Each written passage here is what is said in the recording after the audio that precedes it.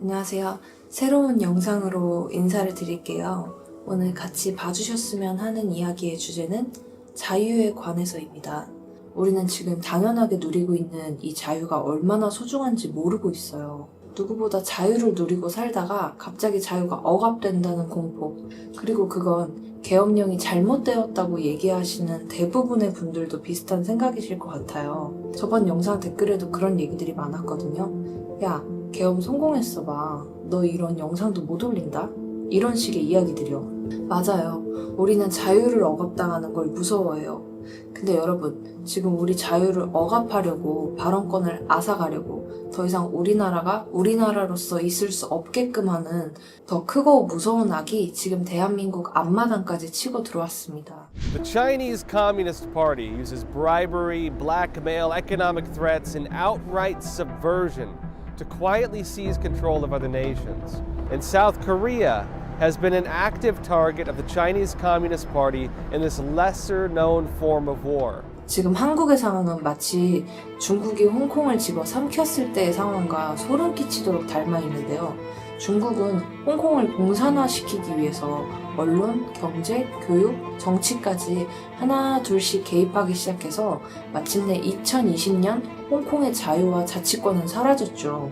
중국을 한 번이라도 가보신 분들이라면 아실 거예요. 중국은 강력한 인터넷 검열 시스템을 앞세워서 페이스북, 인스타그램, 트위터, 유튜브, 구글 등 우리가 사용하는 수많은 SNS 플랫폼과 검색까지 제한을 하고 있죠. 그리고 중국의 카카오톡이라고 불리는 위챗이라는 메신저는 중국의 이익을 대변하는 텐센트라는 IT 회사에서 개발되었는데요. 위챗에서 나누는 모든 대화 게시글은 중국 정부의 검열 시스템으로 실시간으로 통제돼요.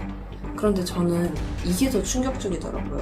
저희는 댓글 그리고 가짜뉴스를 포함한 커뮤니티에서 단순히 퍼나르거나 카카오톡을 통해서도 내란 선전과 관련된 가짜뉴스를 퍼나른다라는 것은 충분히 내란 선전으로 처벌받을 수 있음을 말씀을 드리겠습니다. 그리고 단순히 퍼나르는 일반인이라 할지라도 저희는 단호하게 내란 선동이나 가짜뉴스에 대한 내용으로 고발하겠습니다. 민주당은 계속해서 윤석열 대통령의 지지율이 높아지고 자신들이 점점 불리해지는 이런 상황을 도저히 받아들일 수 없었는지 일반인들 또한 카톡 검열을 하여 처벌받게 하겠다고 국민들을 협박하고 있죠. 우리가 카톡에서 자유롭게 의견을 주고받는 것도 가짜뉴스라며 이를 검열하고 처벌하겠다고 하는데 정작 가짜뉴스와 진짜 내란 선동 세력은 민주당과 편향되고 왜곡된 정보만 전달하는 수많은 방송국들 아닐까요? JTBC는 텐센트에서 무려 1천억 원의 투자를 받았어요. 텐센트 기억나시죠? 중국이 국민들을 실시간으로 검열하는 도구 위챗을 개발한 회사예요. MBC는 문재인 대통령 때 임명된 이사진들이 주요 결정을 내리고 있거든요. 감사합니다, MBC. MBC가 아니었으면 윤석열이 체포됐겠어요. 이런 곳에서 해줬기 때문에 윤석열이 가게 된 거예요. 이렇게 투자를 받거나 친중 라인인 언론사들이 있다면 이들의 뜻을 거스르는 방송사들에게는 어떨까요? 2016년도 중국은 KBS에 공식적으로 압력을 행사했었던 일이 있었어요. Under it is KBS Theater, which had received direct financial threats from the Chinese embassy to cancel Shen Yun in 2016. As of now, Shen Yun is still being blocked from performing in South Korea. It appears the reason behind this is not just about CCP pressure on Shen Yun itself, but instead about CCP pressure and subversion in South Korea as a whole. 션원 공연은 중국 공산당의 인권 탄압을 비판하는 내용을 담고 있기 때문에 중국은 KBS에게 마저 외압을 행사한 거죠. 그리고 내부 인사들까지 하나둘씩 친북, 친중 성향의 사람들로 채워서 정치적인 중립을 전혀 지키지 못하게 했고요. Moon was accused of taking over KBS and then using it politically. And this politicization was allegedly tied both to the Chinese Communist Party and to North Korea. He's tried to do that to reduce dissenting views that are aired on the programs, and he's also trying to promote North Korea's views. 홍콩은 어땠을까요? 21년 중국 공산당은 대표적인 반중 매체인 빈과일보와 입장신문 모두를 강제 폐간했어요. 편집장들은 선동 혐의로 처벌당했고요. 이렇게 하나둘씩 언론이 장악되다 보면 우리가 받아보는 뉴스들은 친북, 친중 성향의 이익과 의견이 반영되어 천천히 공산화가 되어가는 거죠. 중국은 언론뿐만 아니라 우리가 흔히 접하는 커뮤니티나 뉴스, 유튜브 댓글 등 수많은 곳에서 댓글 부대를 운영하고 있어요. 국내 포털 사이트에서 중국인으로 추정되는 계정들이 조직적인 댓글 활동을 한 정황이 포착됐습니다. 여기에 중국인으로 의심되는 이용자들이 조직적으로 댓글을 남긴 정황이 확인됐습니다. 중국에는 공산당과 정부의 방침을 절대적으로 지지하는 글을 인터넷에 지속적으로 올리는 전문 요원 우마오당이 있습니다. 이들이 글을 한 편 올릴 때마다 오마오, 우리 돈 90원을 받기 때문에 생겨난 말입니다. 우마오당은 작년 홍콩의 민주화 시위 때도 동원된 것으로 알려졌습니다. 이건 구글에 검색만 해도 다 나오는데 한국의 줄임말, 신조어, 온라인 용어에 익숙한 사람들을, 그러니까 최대한 한국인 같은 말투의 사람을 중국 댓글 부대로 뽑는다는 글도 있고, 이건 제일 충격적이면서 안타까웠던 부분인데, 한국 내부의 어떤 갈등을 조장하는 그런 그 비하, 잘 아시다시피 뭐 한여, 한남 뭐 관련된 비나 또 지역과 관련된 갈등 이런 것들을 굉장히 부각해서 남녀 갈라치기, 세대 갈라치기 전부 다 중국 댓글 부대의 작품이더라고요. 중국은 이렇게 계속해서 내부적인 분열을 조장하고 이를 이용해 우리나라의 2030 남녀들을 분열시키고 서로가 서로를 욕하는 분위기로 만들고 있어요.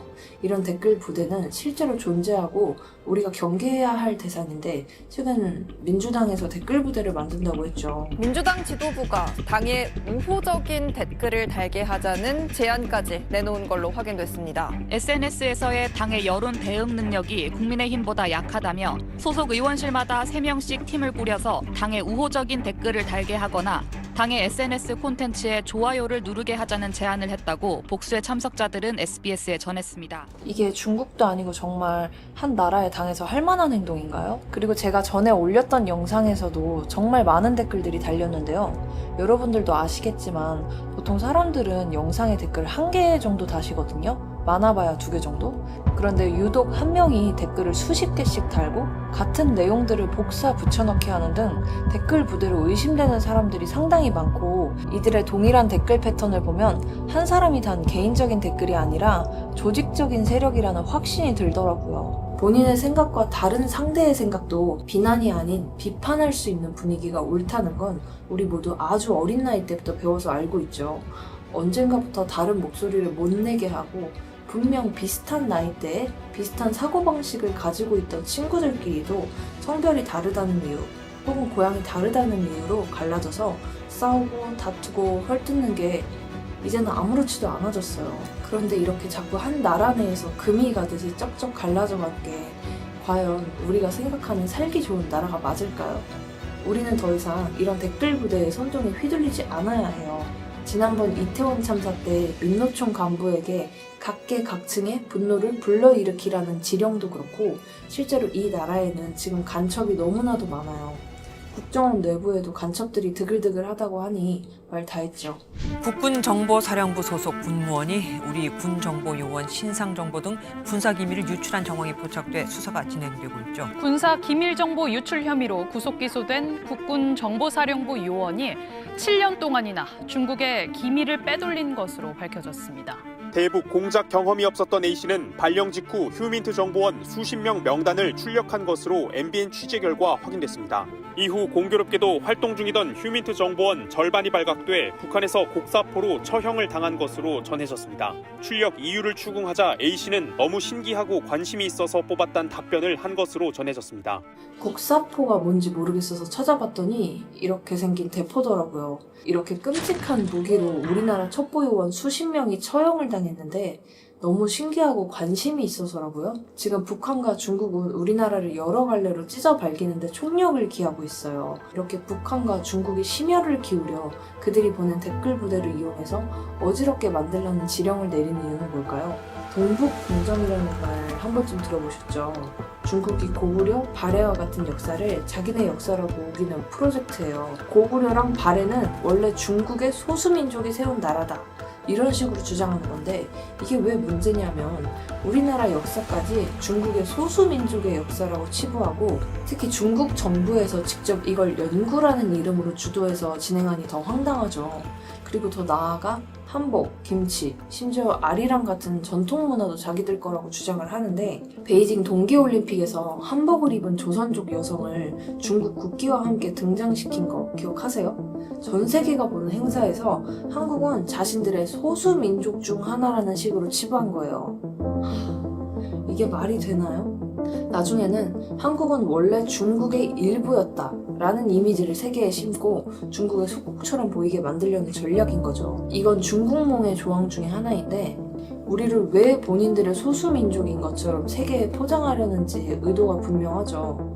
이들은 이미 우리가 알지 못하는 사이에 우리 집 앞마당까지 파고들었고 이건 순전히 그들만의 힘으로 들어온 게 아니에요. 그들을 도와 우리나라를 갉아먹을 수 있게 해준 조력자가 숨어 있어요. 중국몽이 중국만의 꿈이 아니라 아시아 모두 나아가서는 전 인류와 함께 꾸는 꿈이 되길 바랍니다. 왜 중국을 찝쩍거려요? 그냥 쎄쎄. 내 말에도 쎄쎄. 친애하는 중국 인민 여러분, 따지하오.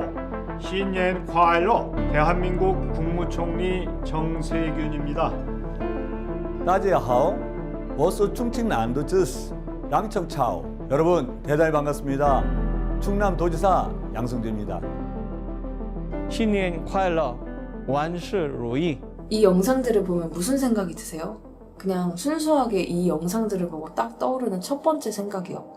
저는 AI가 만든 영상인가 했어요. 아니 이건 진짜 너무 말이 안 되는 영상이라 헛웃음이 다 나오더라고요. 한두 개가 아니잖아요.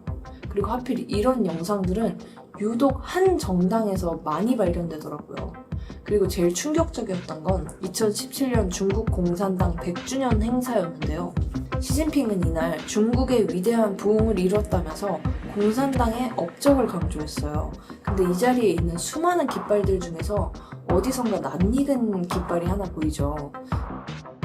민주당은 이렇게 대놓고 중국 공산당과 함께하고 있어요. Your Speaker of the House, Nancy Pelosi, calligraphy, and it means our loyalty is to China. 2018년에 있었던 일인데 문재인 대통령이 자유민주주의에서 제일 중요한 자유를 빼려는 시도를 했다고 해요. 왜 그랬을까요? 사실 중국과 북한도 자신들이 민주주의 국가라고 주장은 하고 있어요. 대신 우리가 다른 점이라면 이들은 우리의 자유민주주의와는 완전히 다른 민주주의라는 점이죠. 이들이 반국가 세력이고 우리나라를 중국에 넘기는 자들이라는 걸 찾아보고 나서야 알게 됐어요. 물론 그 절대적인 수가 비할 바는 안 되겠지만 민주당뿐만 아니라 국민의힘 내부에도 분명히 중국에 친화적인 사람들이 존재해요. 참 암울한 일이죠. 우리나라가 홍콩처럼 공산화가 된다는 말이 아직은 먼 얘기라는 생각이 드시죠? 저 또한 너무 현실성 없이 와닿는 느낌에 말도 안 된다며 부정을 했었는데요. 알아보면 알아볼수록 그 말도 안 되는 날이 우리의 코앞까지 왔다는 걸 알게 됐어요. 중국은 홍콩 공산화의 과정으로 부동산 시장을 막대한 자본으로 사들이기 시작했는데요. 이건 한국도 마찬가지예요. 외국인이 소유하고 있는 주택 중에 가장 높은 비중을 차지하고 있는 게 바로 중국이고 한국 내 소유 주택은 무려 4만 5천 가구에 달한다고 해요. 이렇게 중국인들이 계속해서 우리나라의 부동산을 사들이면 단순히 집값이 오른다는 문제로 끝나진 않을 거예요. 우리 땅과 집이 점점 중국 자본의 손에 넘어가고 건물주들은 중국인이 되겠죠. 우리는 매달 중국인 건물주에게 월세를 내야 하는 거예요. 그 월세는 다시 중국 자본으로 흘러들어가고 더 큰 영향력과 더 많은 중국인들이 유입될 거고요. 중국의 공산화를 막지 못했던 홍콩은 지금 어떤 삶을 살고 있을까요? 마스크를 쓴 여성이 경찰에 체포됐습니다. 당시 24살이던 홍콩인 여성 아그네스 차우입니다. 지금까지 홍콩 국가보안법 위반 혐의로 체포된 사람은 250명이 넘습니다. 홍콩의 서점 곳곳에는 시진핑 중국 국가주석의 어록집과 공산당 서적 등이 빼곡히 진열돼 있습니다. 홍콩의 언론 자유 지수는 올해 135위로 곤두박질 쳤습니다. 여기에 친중 인사만 출마할 수 있도록 한 선거제도 개편으로 정치적 자유까지 실종되면서 민주진영 인사들은 속속 홍콩을 떠나고 있습니다. 이렇게 되면 돈 많은 사람들이야 자유를 찾아 이민을 떠나겠지만 제일 피해를 보게 되는 건 우리 같은 평범한 사람들이 자유를 억압당하고 중국의 소수민족들과도 같은 삶을 살게 될 거예요. 중국 정부가 신장 위구르 지역에 최소 100만 명을 가둔 강제 수용소를 만들었다고 폭로했습니다. 9개월 동안 중국 신장 자치구에 있는 수용소에서 인권 유린에 시달렸다고 주장하는 한 여성이 울음을 터뜨립니다. 위구르 여성들에 대한 성폭행이 끊임없이 이어지고 있다고 증언하고 나섰습니다. 전기 충격이나 물고문, 성적 학대가 있었다는 구체적인 진술이 나왔습니다. 제가 오늘 보여드렸던 자료들을 보시고 나면 제가 그랬던 것처럼 많은 생각들이 교차하실 것 같아요. 물론 지금처럼 나라가 반으로 갈라져서 싸우는 것도 큰 문제지만 저는 옳은 민주 대 옳은 보수의 싸움은 나라 발전을 위해서 무조건 필요하다고 생각하는 사람이에요. 그런데 지금은 보수냐 진보냐 영남이냐 호남이냐의 싸움이 아니라 우리나라 밖에 너무도 큰 악이 턱 밑까지 치고 들어왔고 하나로 뭉쳐서 중국이라는 큰 악과 싸워야 한다고 생각해요. 우리 개인이 중국과 직접 싸울 수는 없으니 우리를 대표해서 나라를 위해 싸울 사람이 필요한데 누가 우리의 의견을 잘 전달하고 대신 말해줄 수 있는지를 우리가 우리의 대표를 냉정하게 누가 맡아야 할지 생각해야 해요. 우리끼리의 싸움은 일단 나라를 지켜내고 난 뒤에 그 다음에 하자고요. 오늘 영상도 열심히 만들어봤는데 보시는 분들에게 조금이나마 이 심각성에 대한 관심을 갖게 되는 계기가 되었으면 하는 바람이고요. 당연히 제 의견과 다른 분들도 계시고 저와 비슷한 걱정에 잠을 못 이루시는 분들도 계시겠지만 저는 그저 영상을 통해서 우리끼리 싸우기보다는 진짜 적이 누구인지 우리 스스로 느꼈으면 하는 바람에 이번 영상도 제작을 했고요. 그리고 생각지도 못하게 제 첫 영상이 정말 너무나도 많은 관심을 받아서 놀랐어요. 저도 믿기지가 않아서 10,000개가 넘는 댓글들을 하나도 빠짐없이 전부 다 읽어봤는데 가장 보람찼던 댓글이 요즘 상황에 대해 잘 모르고 있었는데 보기 쉽게 잘 정리했다. 앞으로 관심을 가져볼게요. 라는 내용들이었어요. 그래서 저도 앞으로도 최대한 자료도 많이 찾아보고 공부한 내용들을 바탕으로 영상 열심히 만들어 보겠습니다. 오늘도 시청해주셔서 감사합니다.